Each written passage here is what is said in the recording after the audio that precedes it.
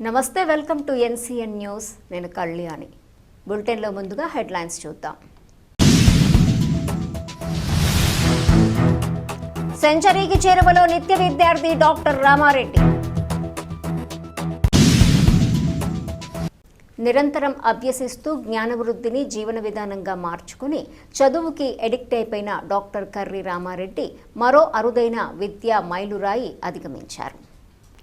ఇప్పటికే డాక్టరేట్లు, పీజీలు, డిగ్రీలు, డిప్లొమాలు, సర్టిఫికేట్ కోర్సులు అన్నీ కలిసి 73 పూర్తి చేయగా తాజాగా ఈ సెమిస్టర్తో మరో 16 కోర్సులు పూర్తి చేయడంతో 89కు చేరుకున్నాయి.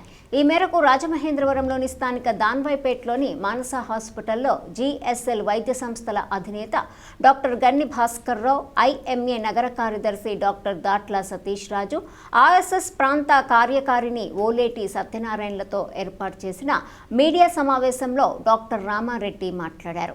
చదువు అనేది తన జీవితంలో భాగంగా మారిపోయిందన్నారు. అందుకే వచ్చే సెమిస్టర్లో మరో 16 కోర్సులు పూర్తి చేస్తానని ప్రకటించారు.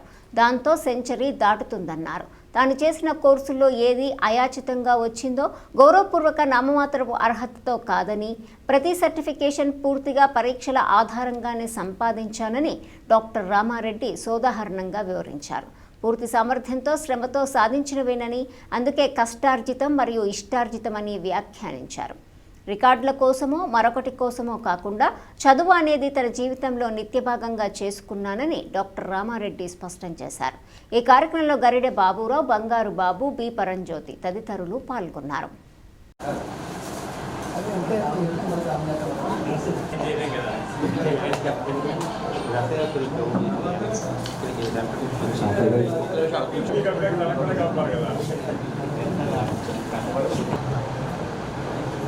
అంటే లాస్ట్ సెమిస్టర్ వరకు 12 సెమిస్టర్ల వరకు స్కోప్ ఉండేది. ఈసారి ఏం చేశారంటే వాళ్ళు ఇంకో 2 రోజులు ఎక్స్ట్రా పెట్టారు ఎగ్జామినేషన్స్. 2 రోజులు 2 ఏళ్ళు ఇంకో 4 పరీక్షలు ఎక్స్ట్రా తీసుకోవడానికి అవకాశం కల్పించారన్నమాట. ఆ అవకాశం కల్పించి కూడా మేము స్టార్ ఈవెంట్కి వెళ్ళినప్పుడు, ఐఐటి మెడ్రాస్లో వెళ్ళినప్పుడు స్టార్స్ అందరినీ పిలుస్తారు. ఈ చొక్కా కూడా ఐఐటి స్టార్ ఈవెంట్లో ఇచ్చింది, ఎన్పిటిఎల్ చొక్కా. అప్పుడు అక్కడ ఆ కోఆర్డినేటర్ గారు యాండ్రూ గారు అన్నారు, మేము 16 కోర్సుల వరకు ఎగ్జామినేషన్కి స్కోప్ ఇస్తున్నాను, కానీ మీరు ఎవరన్నా కానీ 16 చేస్తారు కనుక అసలు అలా చేయకండి బాబు అని చెప్పేసి తమాషాగా అన్నట్టు అన్నారు. కానీ నేను 16 కూడా ఎన్రోల్ చేసుకున్నాను.